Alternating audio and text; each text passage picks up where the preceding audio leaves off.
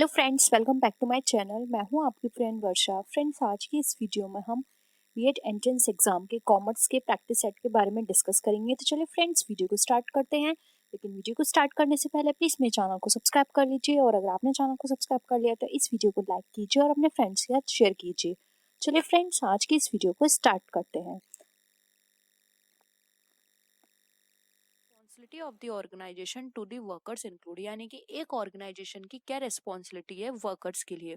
तो यहाँ पे ऑप्शंस हैं the payment of the fair wages, यानी कि जो उनकी पेमेंट है वो फेयर वेजेस देना, यानी कि आप जितना काम करा रहे हैं उतना आपको उनको जो पैसे हैं, जो वेजेस है वो आपको देना है। नेक्स्ट है arrangement of proper training and education of the workers, यानी कि आपको प्रॉपर ट्रेनिंग और एजुकेशन प्रोवाइड करना है। क्योंकि कई बार ऐसा होता है जो एजुकेटेड तो होते हैं हमारे वर्कर्स, लेकिन जिस चीज के लिए उनको यहाँ पे अपॉइंट किया गया उसकी उनको प्रैक्टिकल नॉलेज नहीं होती है, या फिर उनकी जो नॉलेज होती है उसको अपग्रेड नहीं किया जाता, क्योंकि वो जो पढ़कर आए थे जिस टाइम वहाँ को उस टाइम कोई और टेक्नोलॉजी चलती थी, लेकिन उस कंपनी में या फिर अब रिसेंटली कोई और टेक्नोलॉजी यूज हो रही है, तो वहाँ पर उनको ट्रेन किया जाता है कि इस तरह से प्रॉपर वर्क किया जाएगा। तो इस तरह के अरेंजमेंट भी प्रोवाइड कराने चाहिए क्या उनको। नेक्स्ट है the installation of N efficient grievances handling system, यानी कि जो भी ग्रीवेंस हैंडलिंग सिस्टम है किसी भी तरह का वर्कर के लिए, तो क्या उनको इंस्टॉल कराना चाहिए, या फिर welfare of the family member, जो कि उनके फैमिली मेंबर्स हैं उनके वेलफेयर के लिए फैसिलिटी देनी चाहिए, या फिर the provision of the best possible working conditions, या फिर उनके लिए जो बेस्ट पॉसिबल वर्किंग कंडीशंस है उसका प्रोविजन कराया जाना चाहिए। तो फ्रेंड्स देखिए, यहाँ पे जो ऑप्शंस हैं इन ऑप्शंस के अकॉर्डिंग आप चूज कर लीजिए कौन सा ऑप्शन बेस्ट सूटेबल है, और उसके अकॉर्डिंग आपको देखिए यहाँ पर जो हमारे ऑप्शंस दे रखे हैं उसके अकॉर्डिंग आपको आंसर करना है। तो मैं एक बार इनको छोटा कर देती हूँ जिससे कि आप इजिली समझ पाए। तो देखिए, यहाँ पर फर्स्ट जो है ये हमारा करेक्ट है, बिल्कुल the payment of fair wages होनी चाहिए। तो देखिए फर्स्ट हमारा सेकंड में नहीं है, तो हमारा सेकंड ऑप्शन क्या है, कट गया। अब सेकंड पर आते हैं the arrangement of proper training. Yes, training तो जरूर देनी चाहिए जिससे कि वो खुद को अपग्रेड कर पाए, या फिर कंपनी के अकॉर्डिंग, क्योंकि कई बार ऐसा होता है उनको सब कुछ आता है लेकिन कंपनी का मेथड अलग होता है, कंपनी में काम करने के तौर तरीके अलग होते हैं, तो वहां पर उनको एजुकेशन या ट्रेनिंग प्रोवाइड की जाती है, इसलिए ये उनके लिए बहुत ही इंपॉर्टेंट है। तो सेकंड सही है। तो देखिए सेकंड हमारा किसमें, थर्ड ऑप्शन, वो सॉरी डी ऑप्शन में नहीं है, तो हमारा क्या हो गया, यहाँ पे डी भी कट गया। हमें फर्स्ट एंड थर्ड में देखना है कौन सा हमारा ऑप्शन सही है। थर्ड पर आते हैं the installation of efficient. Yes, किसी भी तरह की कोई भी प्रॉब्लम हो रही है, या फिर किसी भी तरह का उसको कोई एक्सीडेंट है, या फिर किसी भी तरह की कोई भी आपस में डिस्प्यूट हो रहे हैं, तो एक ग्रीवेंस हैंडलिंग सिस्टम होना चाहिए। तो ये भी करेक्ट है। तो देखिए थर्ड हमारे दोनों में है, तो अभी हमारे लिए दोनों ही ऑप्शन करेक्ट है। फिर है welfare of the family members. Friends, welfare of the family members ये इतना इम्पोर्टेंट नहीं है, क्योंकि सबसे ज्यादा यहाँ पे रेस्पॉन्सिबिलिटी की बात की जा रही है, वो तो एक्स्ट्रा फैसिलिटी है जो कंपनी अपने वर्कर्स को, उनके फैमिली मेंबर्स को प्रोवाइड करती है, लेकिन ये उनकी एक रेस्पॉन्सिबिलिटी नहीं है कि हम फैमिली मेंबर जो है उनका वेलफेयर के लिए भी यहाँ पर कुछ काम करें। ठीक है, रेस्पॉन्सिबिलिटी नहीं है, वो उनका एक्स्ट्रा वो है कि वर्कर्स को खुश करने के लिए, उनको सेटिस्फाई करने के लिए, जिससे वर्कर्स का आउटपुट अच्छा निकल कर आए, तो ये हम यहाँ पर नहीं बोलेंगे। तो यहाँ पर हमारा ये ऑप्शन कट गया। तो देखिए यहाँ पर हमारा ये ऑप्शन कट गया, तो इसके अकॉर्डिंग हमारा यहाँ पे ऑप्शन सी भी कट गया, तो ए ही होगा। नेक्स्ट और देख लेते हैं the provision of the best possible working condition. Yes, proper working condition होना चाहिए, वेंटिलेशन की फैसिलिटी होनी चाहिए, वाटर अच्छा होना चाहिए, वाटर फैसिलिटी होनी चाहिए वहाँ पर उनके लिए, सेफ्टी मेजरमेंट होना चाहिए। तो हाँ, proper working condition very important. तो इसलिए यहाँ पर हमारा ऑप्शन 5 भी सही होगा। तो इसके अकॉर्डिंग हमारा यहाँ पे ऑप्शन ए जो है करेक्ट है। नेक्स्ट आते हैं, आई होप ये वाला क्वेश्चन आपको क्लियर हुआ होगा फ्रेंड्स। नेक्स्ट देखते हैं। अब देखिए यहाँ पर फ्रेंड्स अगेन हमें यहाँ पर देखना है, मैच करना है, उसके अकॉर्डिंग नीचे ऑप्शंस जो है उनके अकॉर्डिंग देखना है। तो फ्रेंड्स इस तरह के क्वेश्चन में आपको अगर एक या दो का भी पता है तो आप इजीली सॉल्व कर सकते हैं। जैसे कि देखिए फैक्ट्रीज एक्ट आपको पता होना चाहिए। फैक्ट्रीज एक्ट जो है बहुत सिंपल है, 1948 में था आया। उसके बाद आपको ये भी पता होगा फॉरेन एक्सचेंज मैनेजमेंट एक्ट कब था, ये आया था 1999 में। तो यहाँ पर देखिए सी का डी किस ऑप्शन में मिल रहा है, सी का डी हमारा फर्स्ट ऑप्शन में है, सी का डी हमारा सेकंड थर्ड ऑप्शन में है। तो हमारे यानी कि बी ऑप्शन कट गया और डी ऑप्शन कट गया। ठीक है, अब हमें यहाँ पर ये देखना है कि हमारा जो ऑप्शन है ए और सी में से कौन सा करेक्ट है। तो फ्रेंड्स अगर हम यहाँ पर बात करें तो देखिए इंपोर्ट एक्सपोर्ट कंट्रोल जो है यहाँ पे हमारा, वो हमारा यहाँ पे किससे रिलेटेड है, इंपोर्ट एंड इंपोर्ट, यहाँ पे हम बात करें एक्सपोर्ट की, तो friends import and export control act हमारा 1947 से है और इंडस्ट्रियल डेवलपमेंट रेगुलेशन एक्ट ये 1951 है। तो देखिए फर्स्ट का थर्ड है एंड जो हमारा सेकंड ऑप्शन है उसका है फर्स्ट, इसलिए हमारा जो ऑप्शन सी है ये राइट आंसर है। हमारा यहाँ पे जो ए था ये भी कट गया। तो देखिए यहाँ पे क्लियर था। आपको क्या करना है, सिर्फ एक दो कुछ इंपॉर्टेंट आप एक्ट याद कर लीजिए जिसके थ्रू आप इजिली कर सकते हैं। जैसे कि फेमा की बात करें 1999 में आया था, लेकिन ये स्टार्ट हुआ था वर्किंग इसने स्टार्ट की थी 2000 में। फैक्ट्रीज एक्ट आया था हमारा 1948 में। तो इस तरह से आपको कुछ इंपॉर्टेंट है उनको याद करना है। नेक्स्ट आते हैं, देखिए अगेन यहाँ पर आपको एक करेक्ट जो नहीं है वो बताना है। तो यहाँ पे देखिए एक चेन बनी हुई है कि किसका नंबर किसके बाद आता है और वहां पर आपको ये देखना है कि कौन सा कॉम्बिनेशन जो है वो करेक्ट नहीं है। तो फ्रेंड्स अगर देखिए हम यहाँ पर आए तो आप यहाँ पर देखिए macro environment, macro economic environment, national income, pattern of income distribution. Next है business environment, internal environment, business ethics और पेमेंट ऑफ फेयर वेजेस। उसके बाद आता है business environment, external environment, micro environment, फिर सप्लायर्स है। नेक्स्ट है fourth macro environment, external environment, customers, prospects of business development. तो फ्रेंड्स अगर हम यहाँ पर देखें तो यहाँ पे जो हमारा ऑप्शन डी है ये यहाँ पे हमें रॉन्ग लग रहा है, जबकि हमारा फर्स्ट सेकेंड एंड थर्ड ये तीनों हमारे क्या है, इसमें जो चेन बनाई गई है वो करेक्ट बनाई गई, जबकि हमारा जो ऑप्शन थ्री है डी है उसमें हमारी जो चेन है वो गलत बनाई गई। क्योंकि देखिए फ्रेंड्स मैक्रो एनवायरनमेंट के बाद हमारा एक्सटर्नल एनवायरनमेंट नहीं आता है, ठीक है। उसके बाद इन्होंने कस्टमर ले लिया, प्रोस्पेक्टस ऑफ बिजनेस एनवायरनमेंट ले लिया, तो ये चेन गलत है। इस वजह से हमारा ऑप्शन डी जो है यहाँ पे राइट आंसर होगा क्योंकि ये रॉन्ग दे रखा है।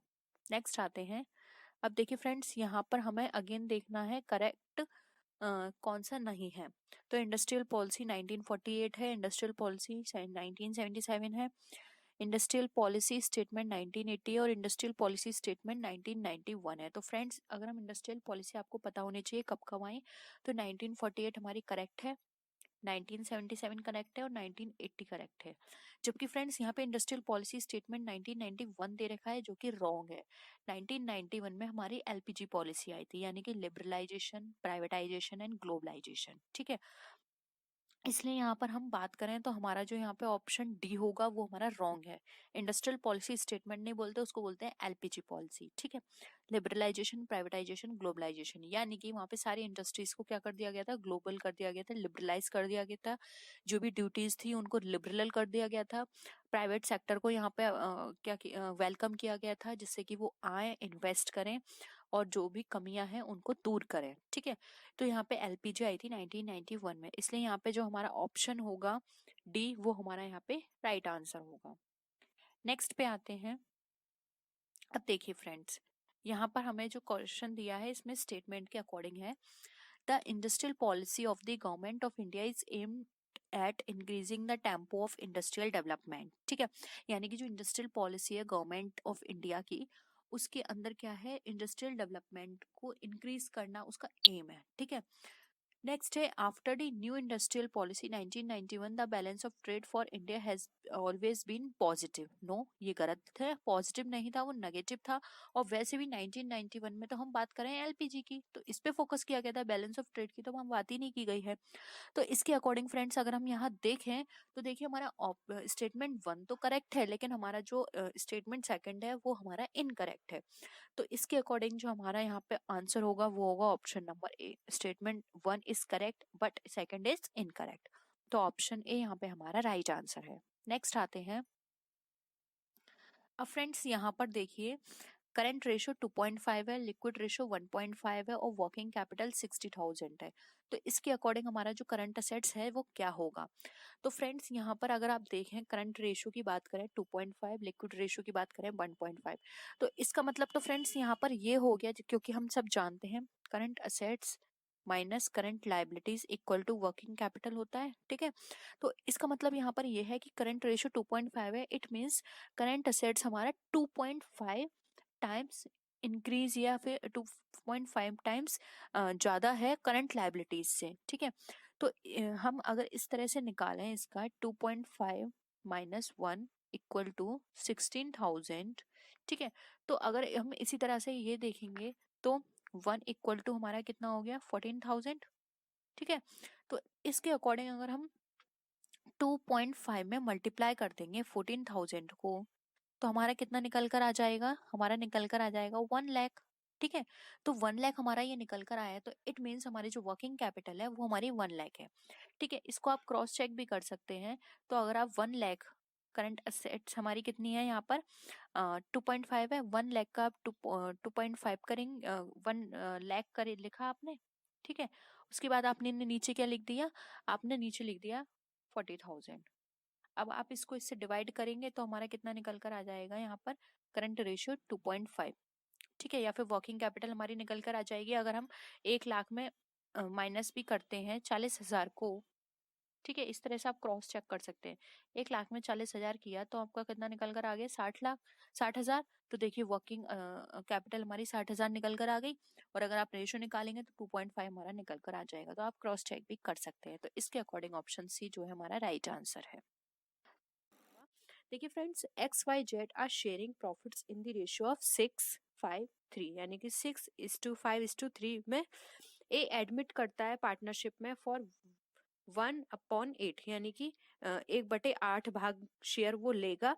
अब हमें सेक्रीफाइसिंग रेशियो बताना है एक्स वाई जेड का। अब क्या होगा, ऑप्शंस है इक्वल 6:5:3, 5/14, 4/14, 5/14 या फिर 4:5:5। तो फ्रेंड्स यहाँ पर अगर हम देखें तो देखिए यहाँ पर हम सेक्रीफाइसिंग रेशियो कैसे निकालेंगे। तो फ्रेंड्स अगर हमने माना कि जो फ्यूचर का जो प्रॉफिट होगा वो होगा 1, जिसमें वो बोल रहा है कि 1/8 भाग वो लेगा, तो माइनस अगर 8/8 भाग करें तो यहाँ पे कितना निकल कर आएगा 7/8 भाग किसका रहेगा, अदर पर्सन का। तो अगर हम 7/8 भाग से इनका निकालते हैं तो देखिए यहाँ पर किस तरह से निकलेगा। अब ये 6 है, 5 है, 3 है, इनका टोटल करेंगे तो कितना हो गया 14। तो पहले ए का निकालते हैं, सॉरी एक्स का मतलब फर्स्ट पर्सन का 6/14। ठीक है, और पहले हमने 1/8 में कितना निकाला था 1/8 का 1% से 1 रुपए के हिसाब से 60/8। तो 60/8 को अगर इससे मल्टीप्लाई करेंगे तो अगर हम इसको इससे क्या करेंगे मल्टीप्लाई करेंगे तो कितना निकल कर आएगा 112, और 6 7 से कितना होता है 42। ठीक है, उसी तरह से अगर हम 5 का यानी कि y का निकालेंगे तो 5 का 5/14, क्योंकि इनका अगर हम प्लस करेंगे 6 5 और 3 इनको प्लस करेंगे तो 14 निकल कर आएगा। तो 5/14 को मल्टीप्लाई करेंगे 7/8 से तो कितना निकल कर आएगा, इसका निकल कर आएगा 35/112। सेम उसी तरह से यहाँ पे मैं आपको ऊपर करके दिखा देती हूँ। 3/14 को मल्टीप्लाई करेंगे अगर हम 60/8 से तो हमारा कितना निकल कर आएगा 21/112। तो आप इनको नोट कर लीजिए। एक्स का निकल कर आया 42/112, 35/112, फिर हमारा जेड का निकल कर आया 21/112। तो देखिए फ्रेंड्स यहाँ पर क्या था, फर्स्ट का कितना था 42/112, फिर हमारा इसका वाई का निकल कर आया 35/112, और हमारा जेड का कितना निकल कर आया 21/112। तो फ्रेंड्स अगर आप यहाँ पर देखें तो इन तीनों का अगर हम और फिर साथ में ए का जो पर्सन एडमिट हो रहा है उसका कितना है 7/8। ठीक है, उसका 7/8 हो गया। तो अगर आप देखिए फ्रेंड्स इन सबका आप एलसीएम ले लीजिए। ठीक है, नीचे का सबका एलसीएम लेंगे तो कितना निकल कर आएगा 112। अब ये देखिए ये कॉमन क्या है, देखो 7 एकम 7। ठीक है, 7×3=21, 35 कितने में आता है 5 बार, 42 कितनी बार आता है 6 बार। तो क्या निकल कर आया अगर हम सेक्रीफाइसिंग रेशो देखें 6 5 और 3, ए का तो हमें निकालना नहीं है 1/12। तो ये कितने निकल कर आया 6 5 और 3। तो ये जो 6 5 और 3 है ये इनका सेक्रीफाइसिंग रेशो कहलाएगा 6/5/3। तो देखिए ये ऑप्शन में है yes, of course option B यहाँ पे हमारा राइट आंसर है 6 5 एंड 3। आई होप आपको यहाँ पे क्लियर हुआ होगा। ये इसका सेक्रीफाइसिंग रेशियो है एक्स वाई एंड जेड का, जो कि डिस्ट्रीब्यूट होगा 1/8 भाग उनका वो लेगा। ठीक है, नेक्स्ट क्वेश्चन पे आते हैं। अब इस क्वेश्चन में फ्रेंड देखिए, अकाउंटिंग इन्फॉर्मेशन यहाँ पे हमें गिवन है। टोटल असेट टर्नओवर कितना है, 3 टाइम्स है। नेट प्रॉफिट मार्जिन 10% है। टोटल असेट हमारी यहाँ पर कितनी है, 1 लाख है टोटल। ठीक है, अब यहाँ पे नेट प्रॉफिट निकालना है। तो फ्रेंड्स यहाँ पर अगर आप चेक करें, यहाँ पर ये बात कर रहे हैं टोटल की, तो देखिए फ्रेंड्स यहाँ पर जो इसका अगर हम राइट आंसर की बात करेंगे तो फर्स्ट इसका जो राइट आंसर होगा वो होगा ऑप्शन नंबर डी। अब ऑप्शन नंबर डी किस तरह से होगा, तो देखिए फ्रेंड्स पहले तो आप ये 1 लाख है, ठीक है, 1 लाख है, इसका 10% निकाल लीजिए। इसका अगर हम 10% निकालेंगे तो कितना हो गया, ये 10,000। अब ये जो 3 टाइम्स है, तो 10,000 में 3 को मल्टीप्लाई कर दीजिए, और अगर 10,000 में 3 को मल्टीप्लाई करेंगे तो कितना आ गया, 30,000। तो देखिए इसका जो राइट आंसर है वो हमारा ऑप्शन नंबर डी करेक्ट है। नेक्स्ट आते हैं, make sufficient provision for future losses but do not anticipate future profits. This statement is accordance to the concept of, तो फ्रेंड्स यहाँ पे बताना है कि सफिशिएंट प्रोविजन बनाना फ्यूचर लॉस के लिए, लेकिन वो एंटिसिपेट फ्यूचर प्रॉफिट्स से नहीं होना चाहिए। तो ये हमारा कॉन्सेप्ट किसके है, मैचिंग का बताता है, ऑब्जेक्टिविटी, कंजर्वेटिज्म या फिर मटेरियलिटी। तो फ्रेंड्स आपको ये इसका आंसर देने से पहले आपको ये चारों कॉन्सेप्ट पता होने चाहिए, ये क्या क्या है। मैचिंग में आपको पता होगा, मैचिंग कॉन्सेप्ट में ये बताया जाता है कि जो भी यहाँ पर हमारी चीजें गिवन हैं, ठीक है, जो भी स्टेटमेंट हम दे रहे हैं या जो भी एंट्री कर रहे हैं उनका मैचिंग कॉन्सेप्ट होना चाहिए, यानी कि उनके साथ प्रॉपर वाउचिंग होनी चाहिए, जिससे कि हम उसको क्रॉस चेक कर पाए कि हमारा ये वाला जो एक्सपेंसेस हुआ है वो बिल्कुल करेक्ट है। ऑब्जेक्टिविटी में होता है सारी चीजें, ऑब्जेक्टिविटी का मतलब है क्लियर होनी चाहिए, ठीक है।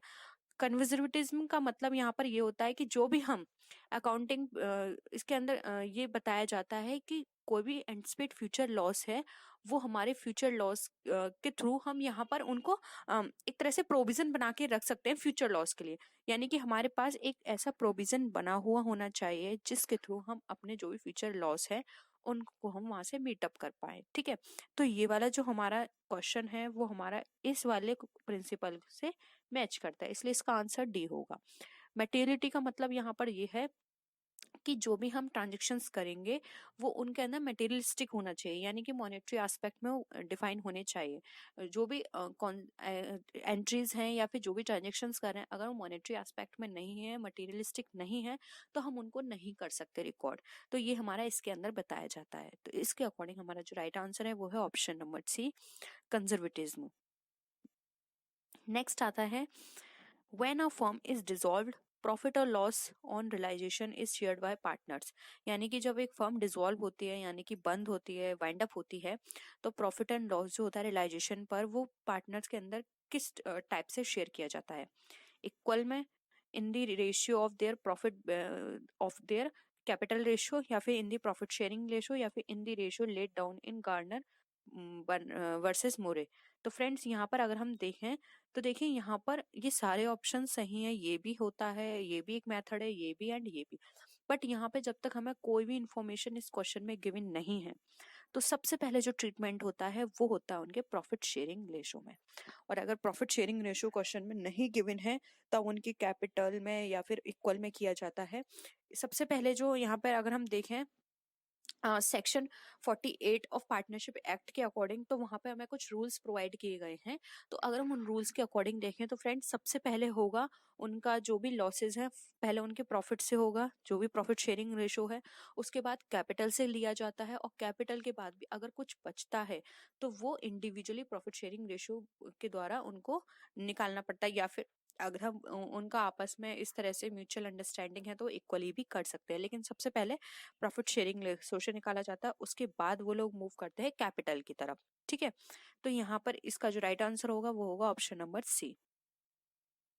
नेक्स्ट आते हैं, the inverse relationship between variations in the price and quantity demanded is not due to.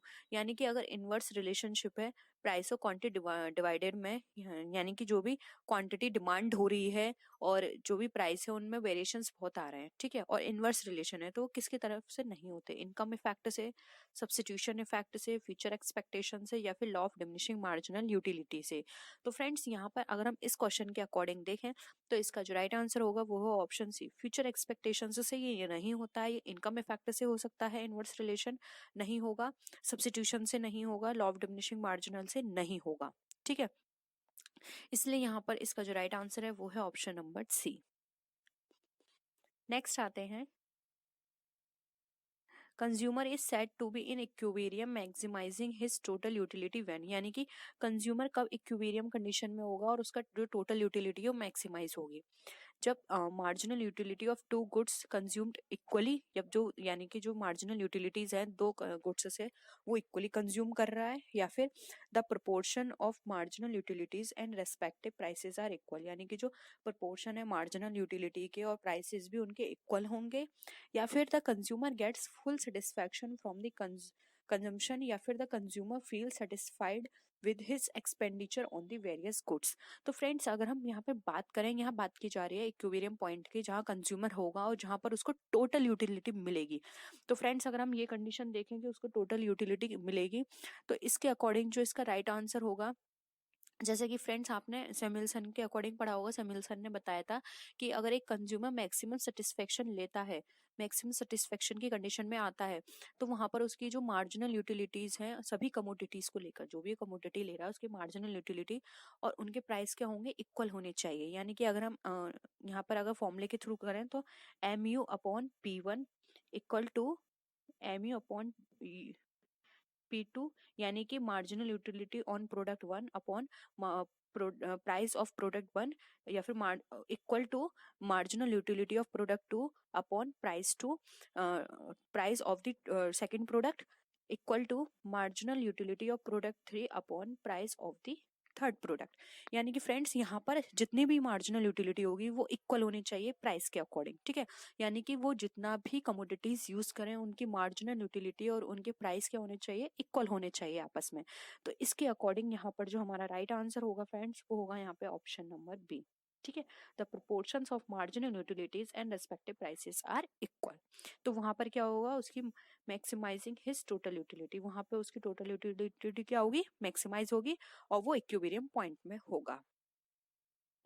Next आते हैं, अब देखिए फ्रेंड्स इसमें हमें यहाँ पे मैचिंग करनी है, पहले आप यहाँ पे मैच कर लीजिए, ठीक है, फिर इसके बाद अदर से इसके ऑप्शंस हैं, जैसे कि zero income electricity, substitute goods, unit cross elasticity, complementary goods, positive cross elasticity, indifferent goods और negative cross elasticity, independent goods.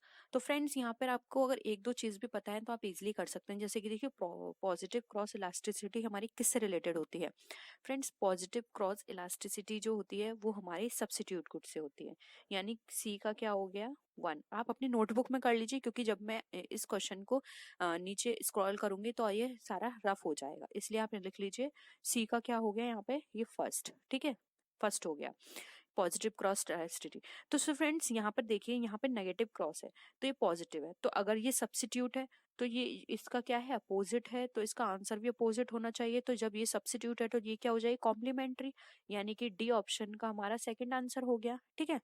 अब बचा हमारे पास जीरो इनकम इलास्टिसिटी और यूनिट क्रॉस इलास्टिसिटी। तो फ्रेंड्स अगर हम यहाँ पर आए जीरो इनकम इलास्टिसिटी और cross income elasticity, unit cross elasticity में, तो फ्रेंड्स यहाँ पे देखिए जो जीरो इनकम इलास्टिसिटी होती है हमारी, ठीक है, वो हमारी किससे रिलेटेड होगी। यहाँ पर अगर हम आए तो फ्रेंड्स यहाँ पर जो इसका राइट आंसर होगा वो हमारा ऑप्शन सी होगा। देखिए फर्स्ट वाला जो होगा जीरो इनकम इलास्टिसिटी वो हमारे थर्ड ऑप्शन यानी इनडिफरेंट गुड्स पे जाएगा, यानी कि जो हमारा ए है वो जाएगा थर्ड पर, और जो हमारा यूनिट क्रॉस इलास्टिसिटी है वो हमारा किस पर जाएगा, बी जो है वो जाएगा हमारा यहाँ पे फोर्थ पर, ठीक है। तो यानी कि हमें ये ऑप्शन चाहिए फर्स्ट 2 3 4, ठीक है। तो अगर यहाँ फर्स्ट पे देखें तो फर्स्ट का क्या हो गया, फर्स्ट का हो गया 3, सेकंड का हमारे क्या हो गया, सेकंड का 4 हो गया, थर्ड का क्या हो गया, थर्ड का 1 हो गया, एंड फोर्थ ऑप्शन का क्या हो गया, फोर्थ ऑप्शन का 2 हो गया। तो 3 4 1 2 ये ऑप्शन हमें मैच करना चाहिए। तो देखिए फ्रेंड्स 3 4 1 2 हमारा कहाँ लाई कर रहा है, तो देखिए 3412 हमारा ऑप्शन नंबर सी में लाई कर रहा है। ठीक है, तो यहाँ पे ऑप्शन सी हमारा राइट आंसर है। आप एक बार और देख लीजिएगा इस क्वेश्चन को पॉज करके, तो ये हमारा राइट आंसर है। तो आपको 2 या 3 कॉन्सेप्ट पता होने चाहिए। आपने देखिए पॉजिटिव क्रॉस इलास्टिसिटी पता था, तो आपने इजीली निकाल लिया कि पॉजिटिव क्रॉस इलास्टिसिटी हमारा सब्स्टिट्यूशन से रिलेटेड है और नेगेटिव क्रॉस इलास्टिसिटी हमारा कॉम्प्लीमेंट्री से रिलेटेड है। ठीक है, तो आई होप ये आपको क्वेश्चन क्लियर होगा। नेक्स्ट आते हैं, अब देखिए फ्रेंड्स यहाँ पे हमें ये दे रखा है एक statement, the isoquant curves the drawn convex to the origin due to diminishing technical rate of substitution, the lesser the convexity of the isoquant curve the greater the possibility of the complementary of two inputs। यानी कि friends यहाँ पर हमें ये दे रखा है कि जो law of diminishing marginal utility है, यानी कि law of diminishing marginal rate of technical, ये हमारी किससे होती है, एक्सप्लेन होती है ये हमारी यदि हमारा कॉन्वेक्स टू दी ओरिजिन हो। तो देखिए फ्रेंड्स यहाँ पे diminishing marginal utility convex to origin है, ये हमारा ऊपर का फर्स्ट करेक्ट है। हाँ ठीक है, तो यहाँ पर इसको हम ये हमारा करेक्ट है। अब ये जो रेट होती है ये हमारी वन फैक्टर है जो कि सब्स्टिट्यूट होता है अदर फैक्टर्स के साथ, जिसको टेक्निकल सब्स्टिट्यूशन भी बोला जाता है। जबकि जो हमारा ऑप्शन यहाँ पे सेकंड की बात करें, ठीक है, तो यहाँ पे जो ऑप्शन सेकंड है वो हमारा इनकरेक्ट है, जबकि ये बता रहा है कि the lesser of convexity of isoquant curve the greater the possibility of complementary goods of two inputs, ये गलत है। टू इनपुट्स के पास वो ग्रेटर पॉसिबिलिटी ऑफ कॉम्प्लीमेंट्री की नहीं होती है, तो यहाँ पे ये हमारा गलत हो जाएगा। तो इसके अकॉर्डिंग देखें तो स्टेटमेंट 1 करेक्ट है और सेकंड जो है इनकरेक्ट है, तो ऑप्शन बी यहाँ पे हमारा क्या है, राइट आंसर है। नेक्स्ट आते हैं, अब अगेन यहाँ पे हमें कोड दे रखे हैं, तो पहले हम यहाँ पर इनको चेक कर लेते हैं। तो देखिए फ्रेंड्स यहाँ पर आंसर हमें गिवन है, क्वेश्चन देख लेते हैं पहले, constant average cost over a range of input. Next है average cost becomes constant momentarily, normal average cost is U shaped और modern long term average cost is L shaped.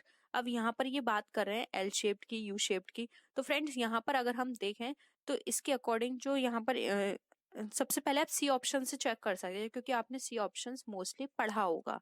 तो देखिए फ्रेंड्स यहाँ पर अगर हम सी ऑप्शन की बात करें तो सी ऑप्शन जो है normal average cost is U shaped. ठीक है, ये जो नॉर्मल एवरेज कॉस्ट है यू शेप्ड की बात कर रहा है, ये हमारी किससे मैच कर रही है, ये हमारी मैच कर रही है इकोनॉमीज एंड डिस इकोनॉमीज से। ठीक है, तो ऑप्शन इसका क्या हो गया, 4।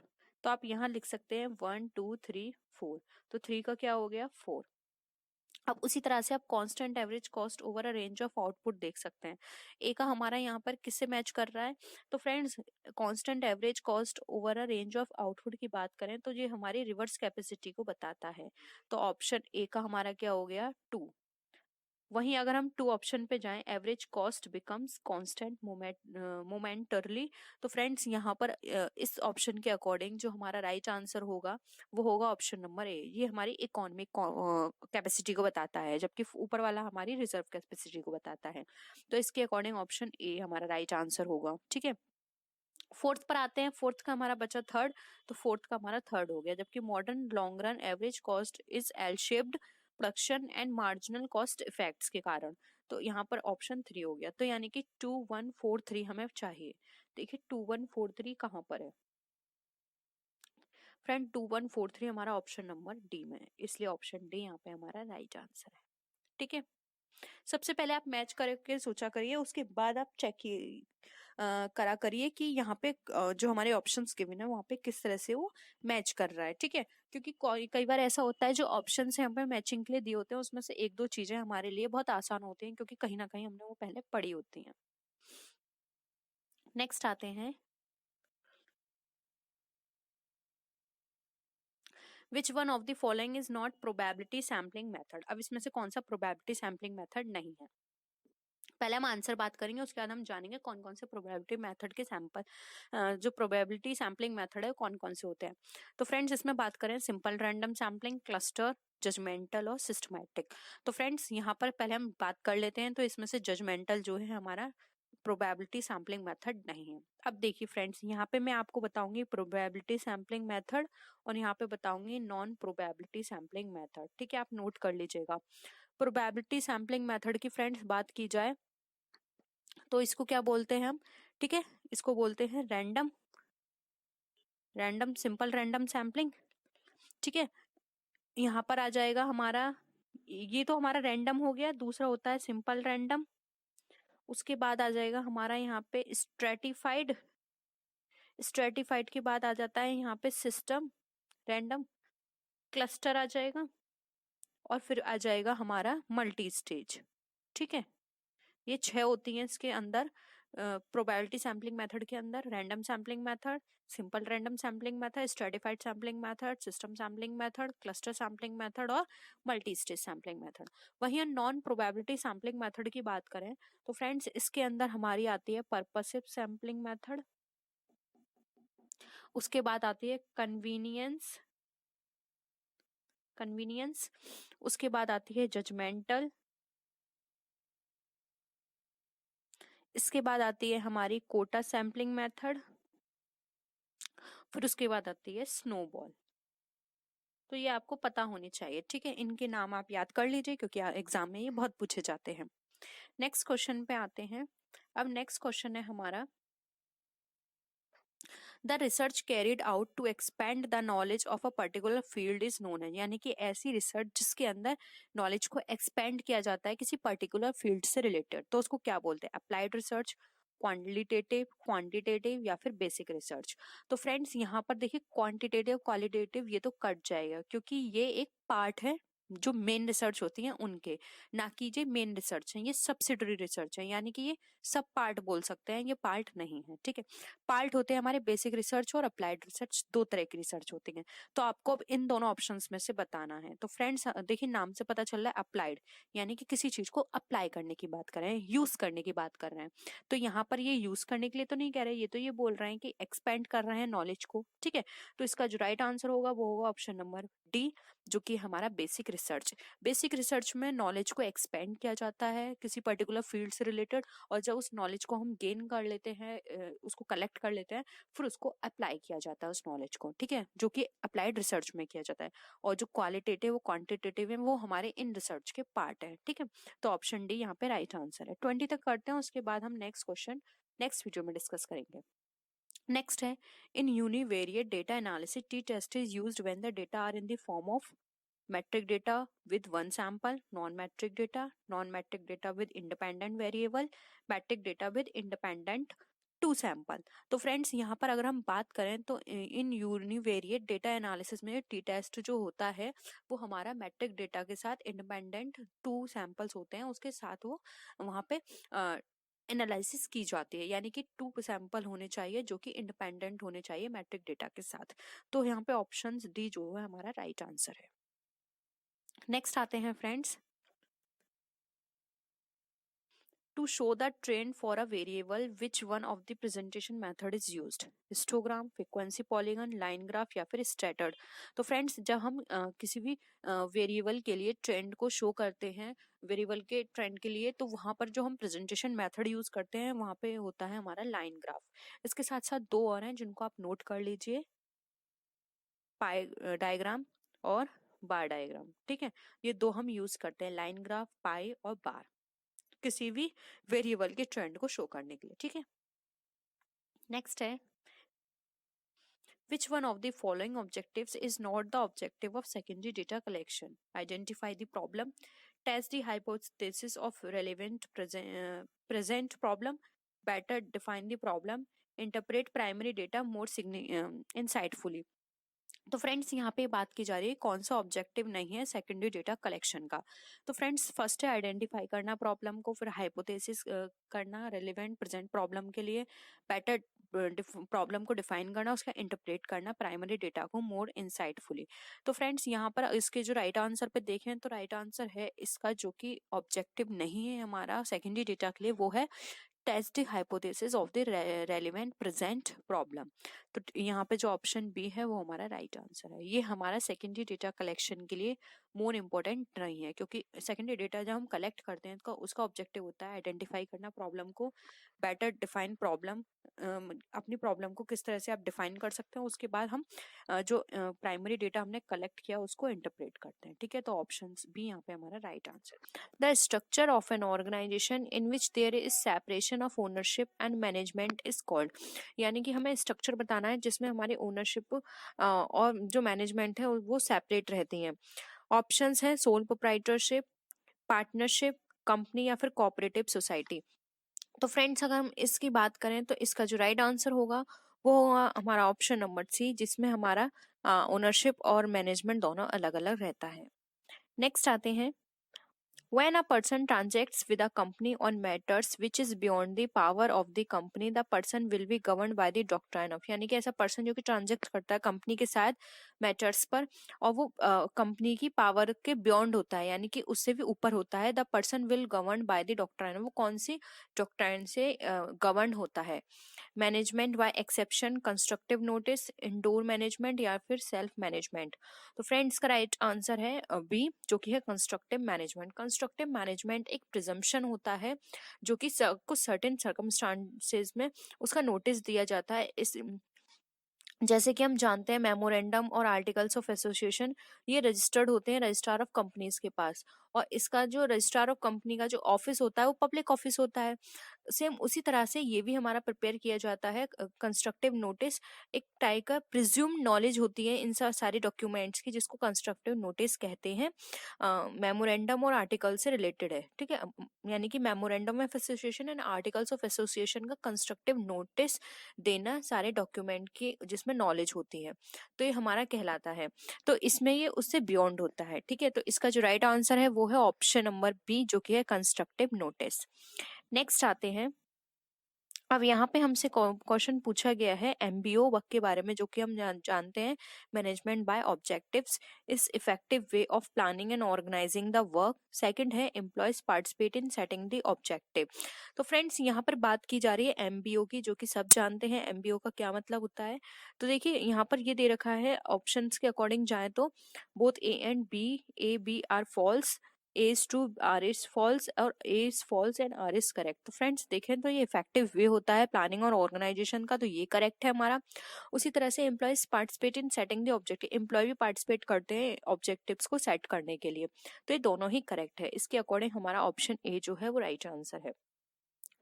फ्रेंड्स अगर हम थोड़ा सा इसके बारे में जाने तो एमबीओ हमारा ये बताता है, एक गोल को बताता है जो कि मेजर करता है, वेरीफाई करता है, और एमबीओ के अंदर planning, organising, actuating and controlling organisational activities include की जाती हैं। और इसके अंदर जो ऑब्जेक्टिव्स होते हैं वो डिटरमाइन होते हैं इंटरनल और एक्सटर्नल एनवायरनमेंट को एनालिसिस करके। ठीक है, जो कि ऑर्गेनाइजेशन से रिलेटेड होते हैं। जैसे कि सॉर्ट की बात करें तो इसके अंदर सॉर्ट आ जाता है, जिसको हम strength, weakness, opportunity and threat के नाम से जानते हैं। तो ये इट मींस एमबीओ के अंदर हम अपनी इंटरनल और साथ के साथ एक्सटर्नल इस दोनों एनवायरनमेंट को देखकर अपनी सारी प्लानिंग ऑर्गेनाइजिंग करते हैं। ठीक है, तो ये दोनों चीजें इसके अंदर इंक्लूड है। आई होप ये क्लियर हुआ होगा। नेक्स्ट आते हैं, नेक्स्ट क्वेश्चन है the appropriate sequence of the formation of a company are in the following order. ठीक है, तो पहले promotion, commencement of business and incorporation होगा, या फिर promotion, incorporation, capital subscription and commencement of business, capital subscription, promotion, incorporation, commencement of business, या फिर incorporation, capital subscription, commencement of business and promotion है। तो फ्रेंड्स अगर हम इसमें सीधी तरह से चलें जो सीक्वेंस वाइज है, तो बी ऑप्शन यहाँ पे करेक्ट है। सबसे पहले प्रमोशन किया जाता है, उसके बाद इनकॉर्पोरेट किया जाता है, उसके बाद कैपिटल सब्सक्रिप्शन के लिए किया जाता है, कैपिटल सब्सक्रिप्शन आ जाता है तो उसके बाद कमेंसमेंट ऑफ बिजनेस पे जाया जाता है। तो ये वाले हमारी जो प्रोसेस है ये करेक्ट है, इसलिए ऑप्शन बी हमारा राइट आंसर है। नेक्स्ट आते हैं, अब यहाँ पर हमें क्वेश्चन गिवन है delegation of authority makes the size of the organisation. जो डेलीगेशन ऑफ अथॉरिटी है वो ऑर्गेनाइजेशन का किस तरह का साइज बनाती है, smaller organisation, larger organisation, very big organisation, it does not affect the size of the organisation. तो फ्रेंड्स अगर हम डेलीगेशन ऑफ अथॉरिटी की बात करें तो इसके अंदर हमारा जो साइज होता है वो होता है लार्ज। ठीक है, लार्ज ऑर्गेनाइजेशन साइज होता है हमारी कंपनी का, इसलिए यहाँ पे जो ऑप्शन है वो ऑप्शन बी यहाँ पे हमारा राइट आंसर है। आई होप यहाँ तक आपको सारी चीजें क्लियर होंगी। नेक्स्ट आते हैं फ्रेंड्स, मैनेजरियल ग्रिड बहुत इंपॉर्टेंट टॉपिक है कॉमर्स के पॉइंट ऑफ व्यू से, तो आप इसको थोड़ा सा अच्छे से समझ लीजिएगा। Managerial grid suggest the following as the best leader behaviour, यानी कि high structure high consideration, low structure low consideration, high concern both for production and people, या फिर low concern for production and प्यूपिल। तो फ्रेंड्स, अगर हम managerial grid के बारे में थोड़ा सा जाने तो देखिए फ्रेंड्स, ये हमारा इंपॉर्टेंट अप्रोच है लीडरशिप स्टाइल की, जिसको फॉर्मुलेट किया था ब्लैक एंड माउंटेन ने, यानी कि आप नोट कर लीजिए, ब्लैक एंड माउंटेन ने ये कॉन्सेप्ट दिया था।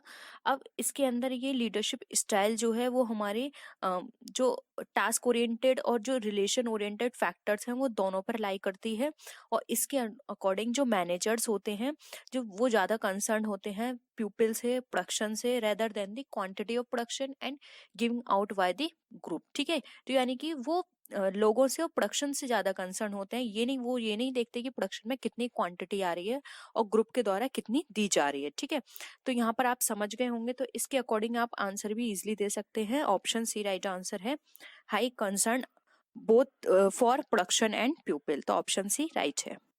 नेक्स्ट आते हैं, marketing strategy development is also known as, यानी कि जो मार्केटिंग स्ट्रेटजी डेवलपमेंट है वो किस नाम से जानी जाती है? Marketing control, marketing exercise, marketing planning, या फिर सिचुएशन एनालिसिस। तो फ्रेंड्स, अगर हम इसके बारे में बात करें तो फ्रेंड्स, ये एक स्ट्रेटजी प्रोसेस मॉडल भी हम बोल सकते हैं, जिसके अंदर ये एक तरह का हमें लॉजिकल सीक्वेंस या रोड मैप प्रोवाइड करता है। ठीक है, मार्केटिंग स्ट्रेटजी के अंदर, तो यहाँ पर ये हमारा एक तरह से मार्केटिंग प्लानिंग का काम करता है और इसको इसी नाम से जाना जाता है, इसलिए ऑप्शन सी यहाँ पे हमारा राइट आंसर है। नेक्स्ट आते हैं, for most people the purchase of चीज for daily use can be described as, यानी कि ज्यादातर लोगों के लिए जो हम चीज की जो परचेज करते हैं वो किस तरह का है? Completely novel buy, modified rebuy, routine rebuy, या फिर हाई इन्वॉल्वमेंट प्रोडक्ट। तो फ्रेंड्स देखिए फ्रेंड्स, यहाँ पर ये डेली की बात करें, यानी कि डेली इस तरह की चीजें क्या की जा रही हैं? परचेस की जा रही हैं। तो फ्रेंड्स, अगर डेली इस तरह की परचेस की जा रही है तो ये रूटीन रीबाय का कॉन्सेप्ट है, इसलिए यहाँ पे ऑप्शन सी हमारा राइट आंसर है, क्योंकि ये रूटीन है और ये रीबाय का मतलब है वो उसको फ्रिक्वेंटली या फिर बार बार उसको परचेस करते हैं। नेक्स्ट है, the promotion mix of a company consist of these, यानी कि प्रमोशन मिक्स कंपनी का क्या क्या रखता है? Marketing, communication, promotion decision, personal selling, product objective, या फिर advertising, personal selling, sales promotion, publicity, या फिर पब्लिक रिलेशन, या फिर कंज्यूमर साइकोलॉजी, बायर्स मोटिव्स और ब्रांड इक्विटी। तो फ्रेंड्स, अगर हम इसके राइट आंसर की बात करें तो इसका जो राइट आंसर है वो है ऑप्शन नंबर सी। देखिए, इस ऑप्शन नंबर सी में सारी चीजें आ गई, advertising, personal selling, sales promotion, publicity और पब्लिक रिलेशन, ये सारी चीजें हमारी प्रमोशन मिक्स में इंक्लूड होती हैं। ठीक है, तो आई होप ये भी आपको क्लियर हुआ होगा क्वेश्चन। फ्रेंड्स, हम यहाँ पे इसलिए ज्यादा डिस्कस करने की कोशिश करें कि आपको सारी चीजें इजिली समझ में आ जाए लॉजिकल वे में। ऐसे तो कई बार हम तुक्का लगाते हैं या फिर थोड़ा बहुत ऐसे ही लगाकर अपना आंसर दे सकते हैं, लेकिन आपके कॉन्सेप्ट क्लियर होने चाहिए कि हो सकता है एग्जाम में थोड़ा अगर डिफरेंट भी हो जाए क्वेश्चन, थोड़ा चेंज हो जाए क्वेश्चन, तो वहां भी आप इजिली कर पाए अपनी अंडरस्टैंडिंग के लिए। ठीक है, नेक्स्ट है, rational buying motives that determine purchase decision are mostly based on, जो कि rational buying motives होते हैं उसके अंदर जो purchase decision लिए जाते हैं मोस्टली किस पे बेस्ड होते हैं?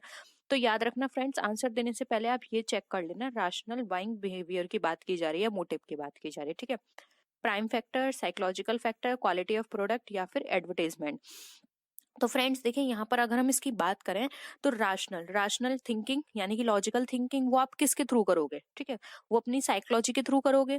तो देखिए, यहाँ पे जो ऑप्शन बी है वो राइट आंसर है, क्योंकि साइकोलॉजी पे बेस्ड होता है, क्योंकि हर किसी की साइकोलॉजी अलग होती है, हर किसी के सोचने का तरीका अलग होता है, तो वो जो भी लॉजिक लगाएगा वो अपनी साइकोलॉजी पे बेस पर ही लगाएगा। ठीक है, तो इसलिए ऑप्शन बी यहाँ पे राइट आंसर है।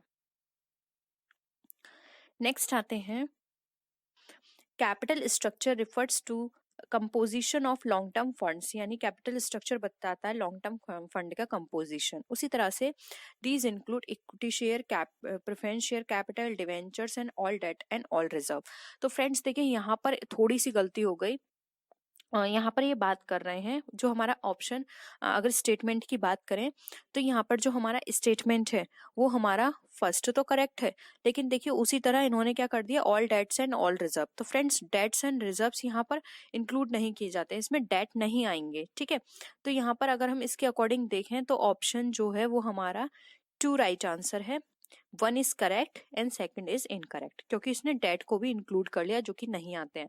Equity share, preference share capital ये सब आ जाते हैं, बट डिवेंचर्स, डेट्स ये सारी चीजें इसके अंदर इंक्लूड नहीं की जाती है, रिजर्व्स हो गया, ठीक है। तो ऑप्शन 2 राइट आंसर है। नेक्स्ट आते हैं। अब देखिए फ्रेंड्स, यहाँ पर हमें एक सीक्वेंस दे रखा है, वहां पे हमें करेक्ट देखना है कौन कौन से हैं। तो पहले हम करेक्ट मैच कर लेते हैं, उसके बाद हम अपने ऑप्शंस पे चलते हैं। तो payback rate of return, discounted flow technique, तो इस तरह से अगर हम देखें तो देखिए फ्रेंड्स, यहाँ पर हमें जो आंसर यहाँ पे गिवन है, तो आपको अगर यहाँ पे थोड़ा बहुत भी पता है तो आप इजिली बता सकते हैं, ठीक है। देखिए ऑप्शंस यहाँ पर हमारे नीचे गिवन है, अगर मैं इसको शॉर्ट करूँ तो, ठीक है, आपको दिख रहा होगा। देखिए आप यहाँ पे फर्स्ट से आ सकते हैं। पेबैक पीरियड आपको पता होगा, पेबैक रेट ऑफ रिटर्न जो होता है वो क्रूड मेथड है प्रोजेक्ट इवैल्यूएशन का। तो देखिए फर्स्ट से हमारा थर्ड आ गया, ठीक है। अब देखिए इंटरनल रेट ऑफ रिटर्न हमारी क्या बताती है, डिस्काउंटेड कैश फ्लो टेक्निक को। तो इस बी का हमारा क्या हो गया, फर्स्ट। अब आते हैं हम सी ऑप्शन पे। तो देखिए सी ऑप्शन पे क्या दे रखा है, बेनिफिट कॉस्ट रेशियो। ये हमारा किससे रिलेटेड है, ये हमारा रिलेटेड है वेरिंग साइज्ड प्रोजेक्ट इवैल्यूएशन से। अब बचा क्या, फोर्थ।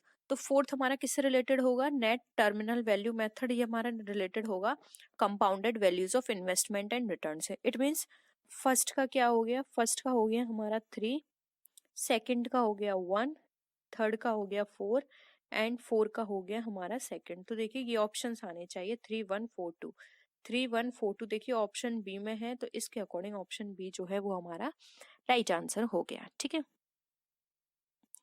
नेक्स्ट आते हैं, सेम उसी तरह से अब हमें यहाँ पर देखना है code, realized yield capital method, yield method. तो देखिए फ्रेंड्स यहाँ पर अगर हम देखें तो ऑप्शंस के अकॉर्डिंग चलते हैं। रियलाइज्ड यील्ड मेथड हमारा किससे रिलेटेड है, ये हमारा रिलेटेड है कॉस्ट ऑफ कैपिटल से। वहीं अगर हम टैक्सेशन पर जाएं तो फ्रेंड टैक्सेशन हमारा रिलेटेड होता है वेटेज कॉस्ट ऑफ कैपिटल से। तो देख लीजिए फर्स्ट का हमारा सेकंड है और उसी तरह से सेकंड का हमारा क्या है, फोर्थ है। तो ये कहाँ मैच कर रहा है, सेकंड का फोर्थ, सेकंड का फोर्थ सिर्फ हमारा बी ऑप्शन में है, ठीक है। तो यहाँ पर अगर हम देखें तो सेकंड का फोर्थ नहीं होगा फ्रेंड, सेकंड का थर्ड होगा। कॉस्ट ऑफ डेट, टैक्सेशन हमारा डेट से रिलेटेड है, ठीक है। तो सेकंड का हमारा थर्ड होगा। तो इस तरह से हमारा जो ऑप्शन सी है वो राइट आंसर है। थर्ड का अगर हम देखें cost of total capital employed, तो ये हमारा रिलेटेड होता है weighted average cost of capital से। और डिविडेंड ग्रोथ इस कंसिडरेशन की बात करें तो ये हमारा cost of equity share capital से रिलेटेड होता है। तो इस अकॉर्डिंग देखें तो ऑप्शन सी जो है वो हमारा राइट आंसर है, ठीक है। नेक्स्ट आते हैं।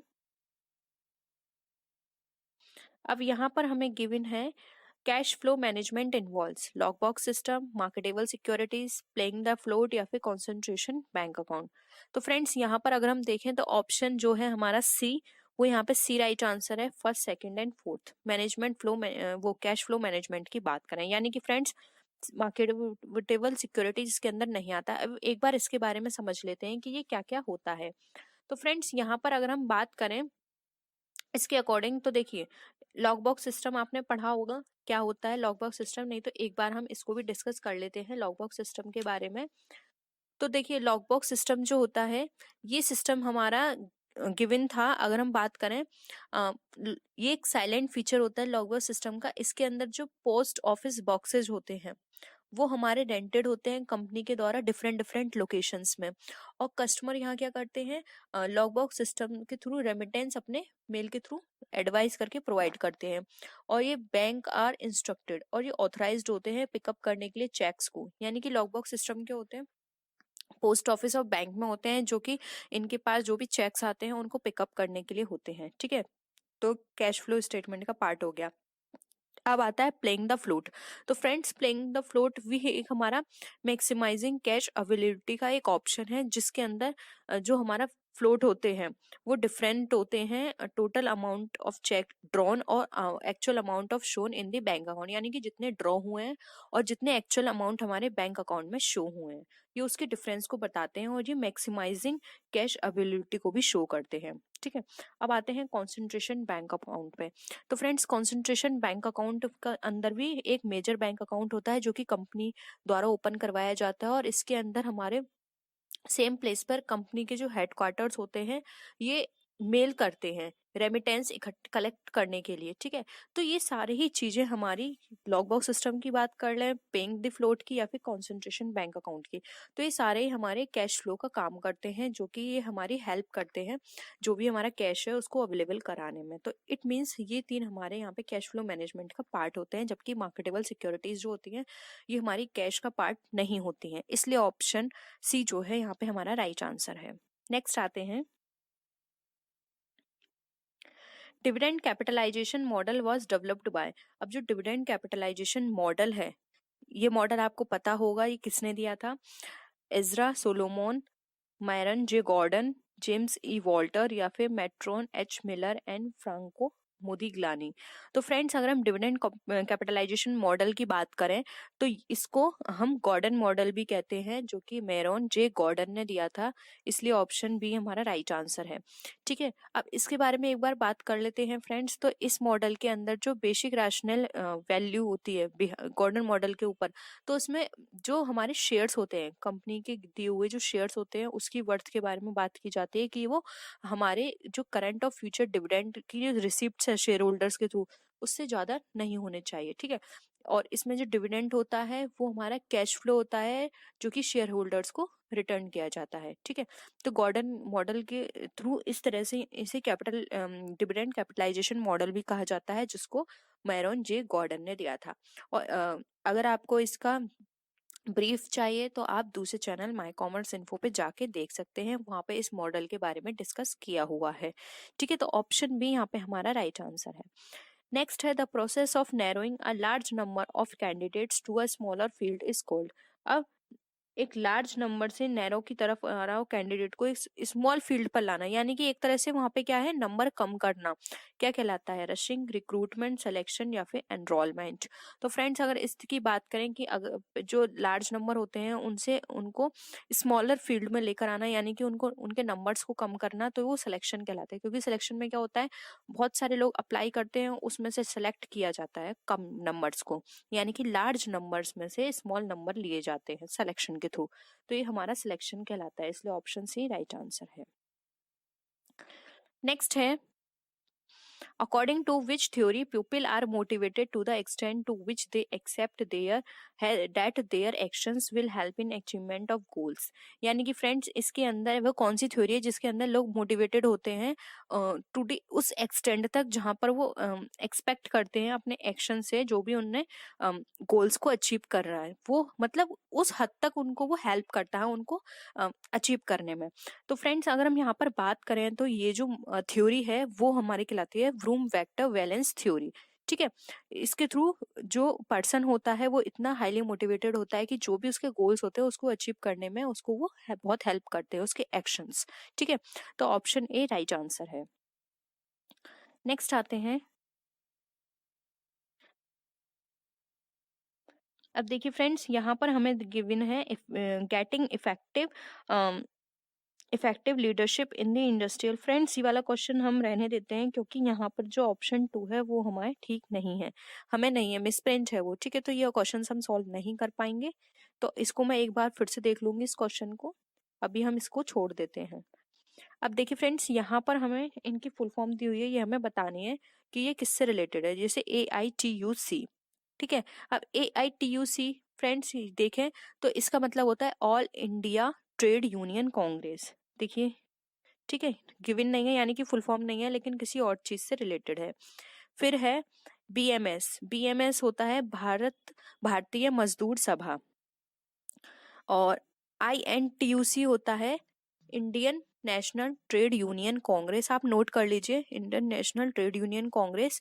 और CITU होता है हमारा CITU फ्रेंड्स ये स्टैब्लिश होता है 1971 में और ये स्प्लिट हो गया AITU से, ठीक है।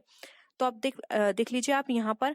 तो यहाँ पर अगर हम इसके बारे में बात करें तो यहाँ पर AITUC, ठीक है, यानी कि फर्स्ट जो है हमारा ऑप्शन, फर्स्ट ऑप्शन हमारा कम्युनिस्ट पार्टी ऑफ इंडिया से रिलेट कर रहा है। वहीं अगर हम BMS की तरफ जाएं तो फ्रेंड्स जो हमारा BMS का पार्ट है वो हमारा आ रहा है राष्ट्रीय स्वयंसेवक संघ से, जो कि मैंने अभी बताया था, ठीक है। और INTUC की बात करें तो ये है हमारा इंडियन नेशनल कांग्रेस सोशलिस्ट, और CITU की बात करें तो ये है हमारा सोशलिस्ट। तो इसके अकॉर्डिंग जो ऑप्शन C है वो हमारा यहाँ पे राइट आंसर है, ठीक है। नेक्स्ट आते हैं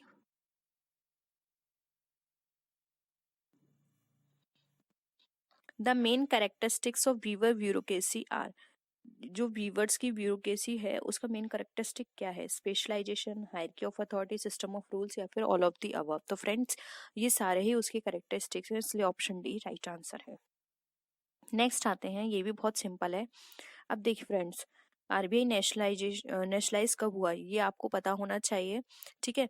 तो इसका अगर हम देखें तो राइट आंसर देखिए 2 होगा, 1949 में हुआ था। इंपीरियल बैंक का नेशनलाइजेशन कब हुआ? 55 में, और इसको नेशनलाइज करके इसका नाम क्या रख दिया गया था? SBI, ठीक है। और नेशनलाइजेशन ऑफ 14 बैंक्स, 14 बैंक का नेशनलाइजेशन कब हुआ था? 1969 में। और इस्टेब्लिशमेंट ऑफ, अब एक ऑप्शन बता तो ये 1964 ही होगा। तो फ्रेंड्स फर्स्ट का देखिए ऑप्शन 2, 2 का क्या है 3, 3 का क्या है 4, एंड 4 का क्या है 4 का हो गया हमारा 1। तो देखिए ये कहाँ पे हमें मैच कर रहा है? 2 3 4 1 ऑप्शन डी में। तो देखिए ऑप्शन डी यहाँ पे हमारा राइट आंसर है, ठीक है। तो आज के लिए इतना ही। आई होप आपको आज के क्वेश्चंस पसंद आए होंगे। वीडियो पसंद आए तो वीडियो को लाइक कीजिए, अपने फ्रेंड का शेयर कीजिए, और किसी भी तरह की कोई भी क्वेरी हो तो जरूर बताइएगा। तो फ्रेंड्स नेक्स्ट वीडियो में हम फिर मिलते हैं आपसे और भी अच्छी वीडियोस के साथ। तब तक के लिए बाय बाय।